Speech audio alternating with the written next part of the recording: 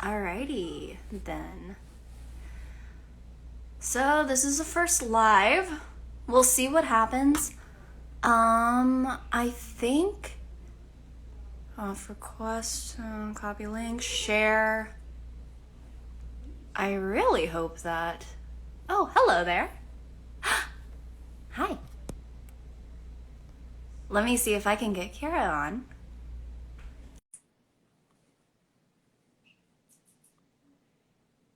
Waiting. Yeah. This is my first live, so I have no clue. Yay, we did it! Hi. Hi! So exciting to see you again. Yeah, it's great to be here. I'm very excited. Oh my goodness. So thank you so much for totally doing this book club with me, because I've been wanting to read this book since grad school, and I don't have great motivation sometimes to read. So I'm very grateful for you to agreeing to this. Yes, thank you for the invite. Yeah, I didn't hear a bunch of hype about this book, but now that I'm in it, I'm in love. So, Yeah, what's crazy is this book came out the summer we graduated, right? wow. So, do you remember that summer intensive that we did for 4 weeks, like right before fall semester in grad school? Yeah. Do you remember that one PhD student that came in and talked about racism from a white perspective? hmm What do you remember about that? the guy, right, with the Yeah, yeah, I yeah, thought he was fantastic. It was really great to hear a white man talking about how racist our society is, and he even talked about his own family. So that was, I mean, I shook his hand afterwards. I was like, that was like a breath of fresh air. What did you? yeah. I think I tried to find him on Instagram. I'll try to Mm, find him again. But I remember a quote that he said in class that was specifically white people, you need to come get your white people. mm. Like racism is something that white people are embarrassed, I guess, to talk about, or like it's bad enough that it's so super ingrained in like the history of this country, but if we don't talk about it, nothing's going to change type of a statement. I definitely remember him saying that. Yeah.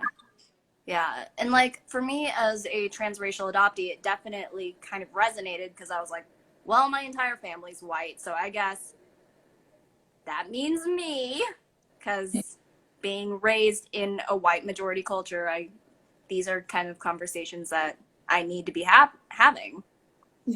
Yeah. And I Like, find it very difficult, but I mean, what I'm trying to do now is like push myself, even if I'm uncomfortable, and understanding how important it is that you move past that. Like, recognize you're uncomfortable, but continue to move. yeah, being comfortable in the uncomfortable. Yeah, I just remember that class being like 4 weeks straight of like intensive racism training. Yeah. And I didn't have that in my undergrad program. No, me neither. Yeah. So like what did you think in terms of like going from undergrad to like stepping up talking about racism and working in anti-racism and dismantling racism type work whenever it was our first week in grad school? hmm Yeah, in a new city. Yeah. Yeah, no, definitely. It was intense, but I'm kind of glad it was. And it had to be for us because the first year students already had a year of that background and we were going into second year classes. I thought it was again intense, but necessary. And I'm glad because it set the foundation for when we got into our classes in the fall semester. Mm-hmm. Especially with the whole like moving to New York City, because I understand like being from the South, racism is definitely something that's way different in Texas than it is in New York City. Like, did you see that at all whenever you first moved here at all? Um, I wasn't really I didn't really see it until our classes in fall started. And then you can hear different problematic perspectives that classmates had, or maybe people at our internships had. But we're very fortunate to be in that advanced standing group where I feel a lot of people had a solid understanding. They knew their privilege and how to approach the topic. But for some people who weren't necessarily understanding or wanting to understand about their privilege, yeah, I saw that a lot when our classes started. And that was, again, very intense. And Yeah. So I guess without like further ado, welcome everyone if you're joining. I'm Hannah if you don't already know me, and I'm here. we're really excited to be doing this book club. And once again, Kira, thank you so much for doing this. It's also a great excuse for me to just see your face every week because I'm like, yeah. All right. So we're going to be trying to take on the book, How to Be an Anti-Racist. I took the cover off because I am a human disaster, and I knew that I was going to destroy the book jacket. So this first chapter, what were your overarching thoughts? It was only like 10 or so pages, so it went by really fast. Yeah, I am in love, like one chapter in love with Ibram Kendi in this book. But in the first chapter specifically, I mean, I have highlighted notes all over.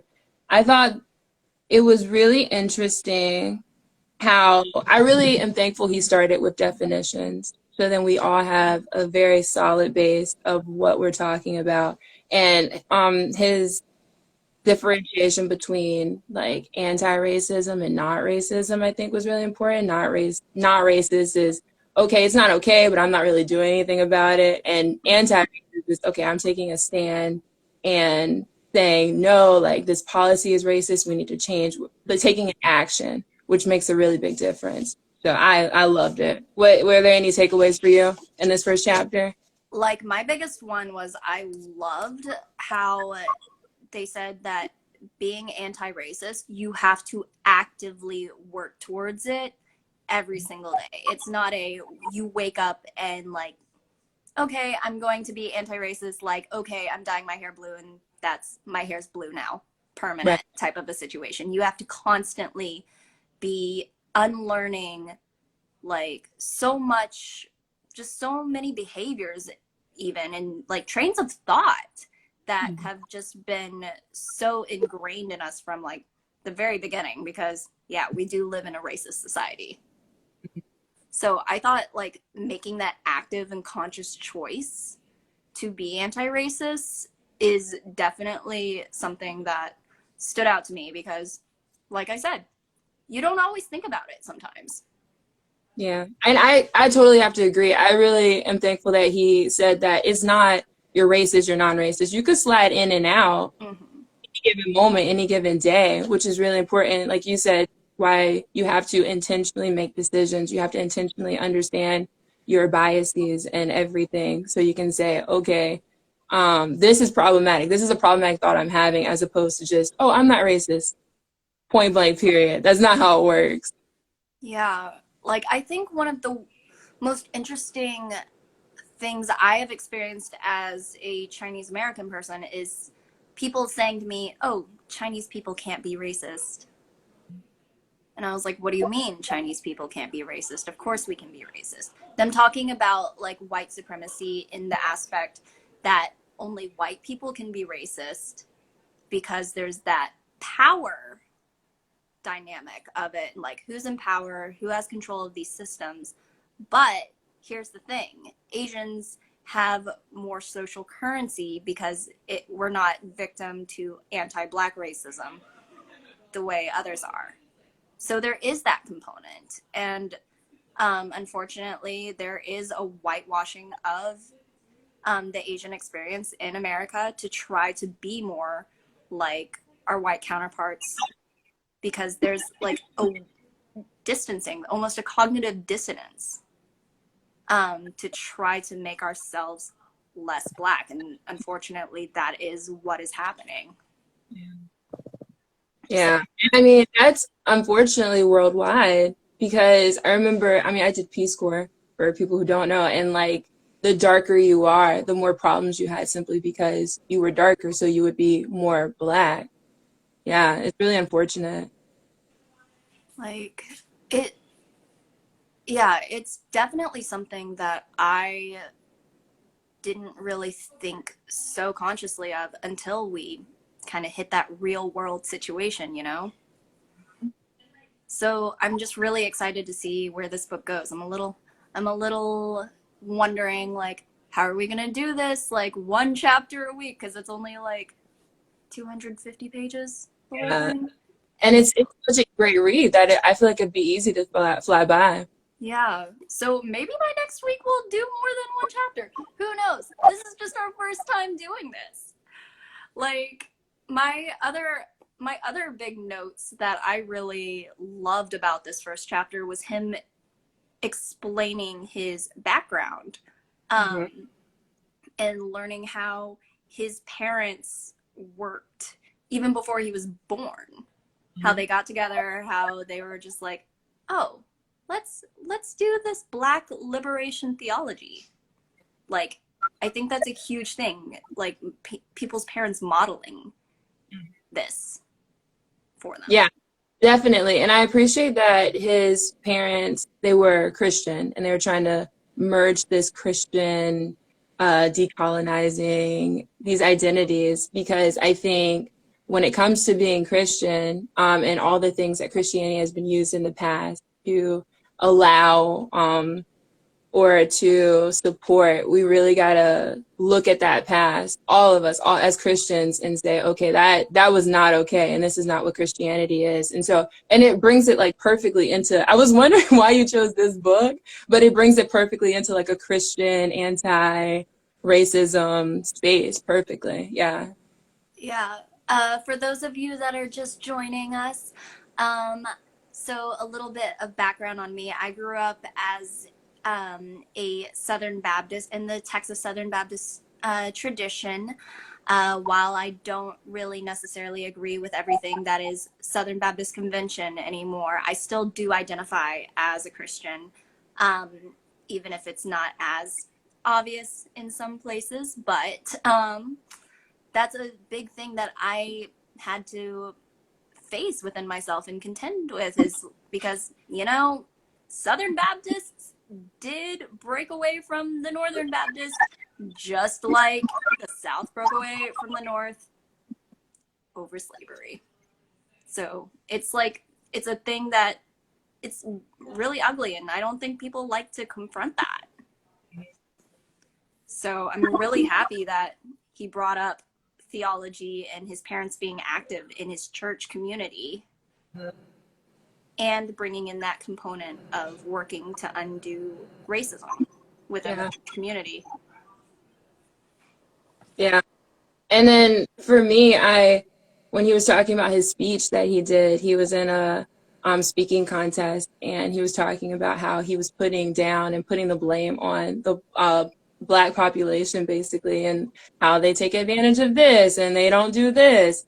And that was so convicting to me, because it's so easy to think, okay, and it's unfortunately so easy to try to disassociate yourself. I'm not like them. And then at the end of the day, that's feeding into racism, that's feeding into white supremacy. And it's not helping us at all to try to disassociate ourselves and disassociate myself from the rest of the group, because that's how the rest of the group is. And I really am thankful that he grew and recognized that it's the policies, it's these structures that we have. It's not the people who are the victims of that. So definitely felt super convicted by his personal story, and that like a perfect intro into the book.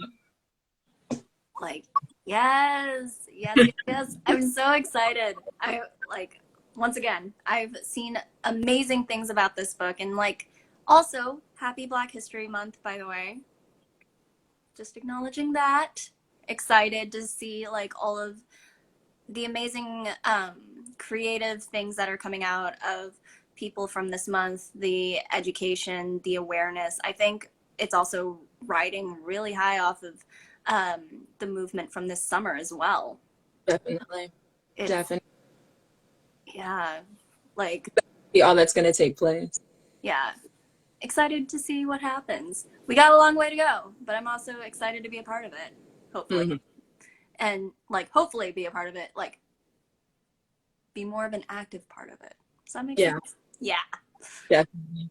I mean, I'm here, I'm learning, and I'm so excited. And thank you again for joining me on this. Yes. So on the first, so in the first chapter, I just wanted to also put out there that the definitions are on the top at the very front. And so the first things that he does define for us is racist and anti-racist, like you said earlier.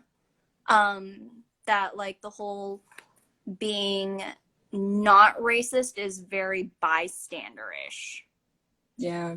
So in order to actually move us to a place of anti-racism, we can't just be non-racist. Yeah. I was like, non-race. Yeah. We get you. We get it. So it describes a racist as one who is supporting a racist policy through their actions or inaction expressing a racist idea. And it defines anti-racist as one who is supporting an anti-racist policy through their actions or expressing an anti-racist idea. A big conversation I've always had around racism interpersonally is that I think a lot of people still do believe that racism is something that is an individual decision versus the systems, as you mentioned.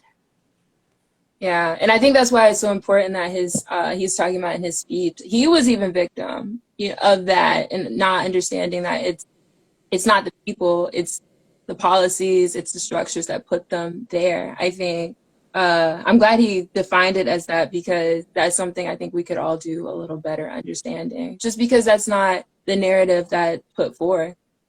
Yeah, and just like putting certain policies into context, I know that one of the conversations that I've had specifically was regarding affirmative action.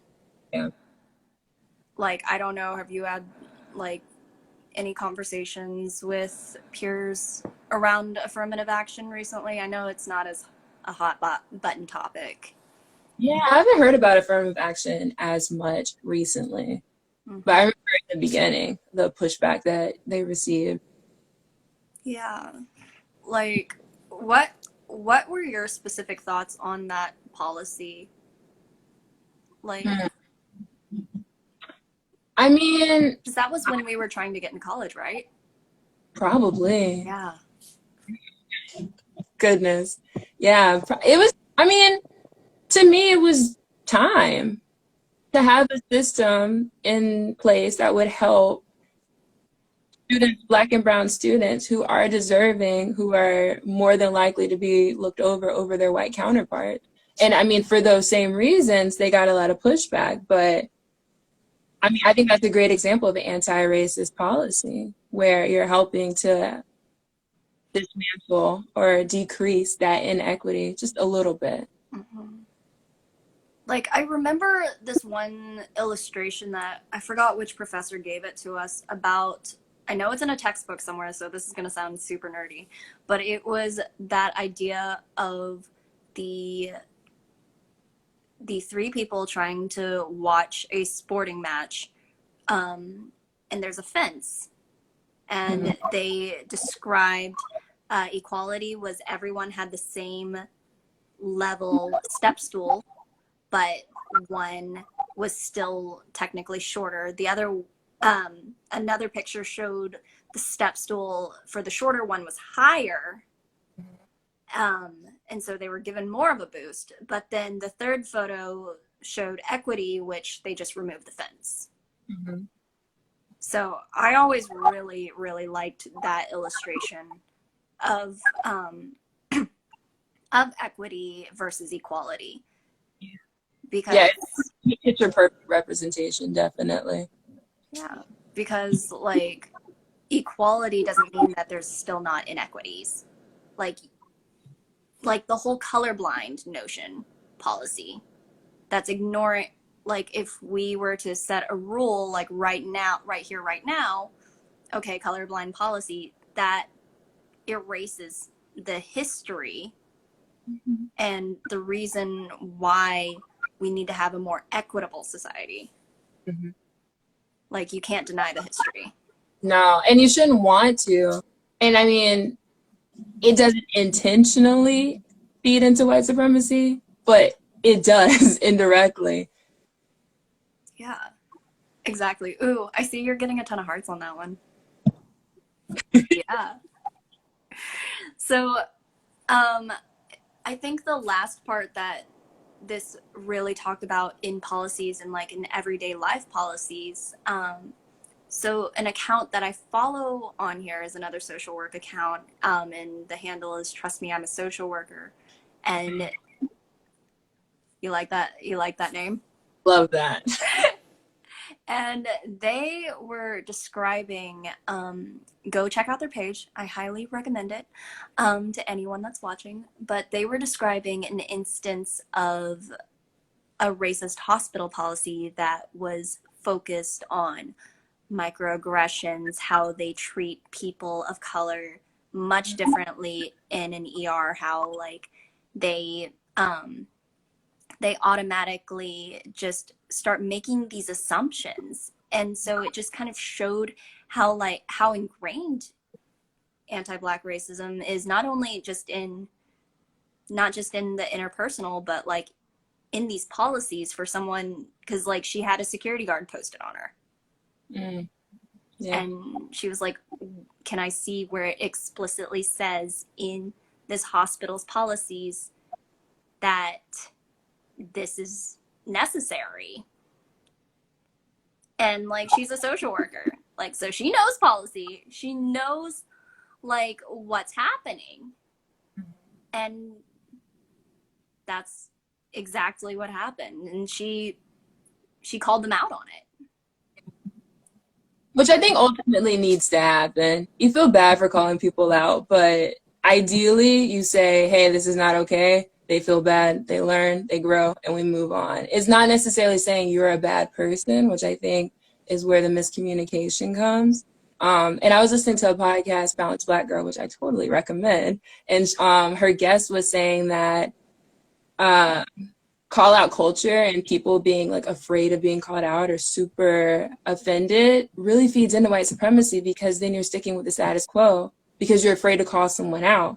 But it's not when they call you out, you're a bad person. It's, hey, that was problematic. And then preferably how you respond to that is you do your research, you grow, and then you just move on, you know, as a better person. Like, exactly. I think like people like still not knowing things that, I mean, unfortunately, as social work, as people with 2 MSW degrees, we're going to know about these things. Like, I was having a discussion the other day with someone about mass incarceration. Like, that's something that we learn about in school. That is something that that is like a buzzword hot topic for us. But it's just also a general lack of awareness. And then there's the individual like tone policing. There's just people just not wanting to feel bad. Mm. Unfortunately, yeah. Go ahead, sorry. Oh, no, I was just agreeing. Yeah, so like things like redlining, things like gerrymandering, disenfranchisement, like these are very, very simple terms. Just go use Google. But people don't want to look bad. They don't want to feel bad. They don't want to feel stupid. Like, I think a large part of it is admitting when you're wrong. Yeah. Yeah. Yeah, and I think part of that is ego, just not wanting to. And then you touched on gerrymandering and things like that, and I think that's where history comes into place. It's very important that we study our history so we don't make the same mistake again. But that requires us to look at our ugly, ugly history, and people don't want to do that. They don't want, like, when they're talking about 1612 plan that they were trying to institute in schools to talk about like the history of America, starting when ships came to America with slaves. And people were like, soon we're not going to be able to recognize America. It's like, are you kidding? That's our history. That is on which our democracy, everything is built. And if you can't look that in the eye, if we can't have honest conversations about race, nothing's going to change. And that's really scary to think about. Exactly. And like knowing that, like, it gives me hope that there are books like this coming out. And especially like since it came out in summer of 2019, we were really in the middle of a, let's be real, racist presidential administration. Yeah, social work's political. Sorry. It was a racist administration. And I don't think anyone's gonna deny that. But like the fact that this book was able to come out and to get some work done, but at the same time, I also have seen a lot of people posting about that other book, White Fragility. Yeah. That was another thing that kind of inspired me to ask you if you wanted to do this book club with me, because I've seen a lot of controversy talking about, okay, is a white author making money off of anti-racism work and not giving credit to Black creators and Black authors, when obviously anti-racism has never been really a white person's instigator. Like, they're not instigating it. Like, anti-racism has always been a Black POC movement. Mm-hmm. And for someone to co-opt it and make money off of it, it's just problematic. Yeah. Yeah. Quite problematic. Yeah. Yeah. So I don't know. Maybe we'll like read a little bit of that book or like some sort of synopsis, but I'm not a huge fan of about learning about racism from white people. Yeah, definitely, especially when there are so many great books written by people of color and Black writers. Yeah, I definitely would rather put my support towards them and when I have a choice. Putting our support behind them, putting them in positions of power and influence, because whenever that influence happens, that's when we're going to start seeing some more, I don't know, more work being done, more waves being made. Yeah. I think I also just stole that from our grad school. What is it? Make waves. You certainly did. What is that? That's ingrained in my brain. Yeah, it's definitely making waves, moving mountains. That's it, isn't it? Oh my gosh. We both went to Columbia School of Social Work. Huge fan of it. I saw some of our fellow grads also hopped on this. I see you, Hannah. Hey. But Hannah, it's past 5, or it's 5 past 7. If we wanted to wrap this up, what are you looking forward to in this book? Like I said, I'm looking forward to just learning and just sitting and being uncomfortable, sitting in the space. I'm excited to learn your thoughts and learn so much from you. I feel like I love our conversations and I love learning from you every single time too. Oh, I appreciate that. I do. I appreciate that. I'm looking forward to, like you said, you've heard that Chinese people can't be racist. And I've heard Black people can't be racist. And he touched on it a tiny bit. So I'm hoping he expands more on that. But in general, looking forward to everything to be learned from this book. And more conversations with you, of course. Oh, also, low-key shout out. I do see that Ben is watching on this. So hi, Ben.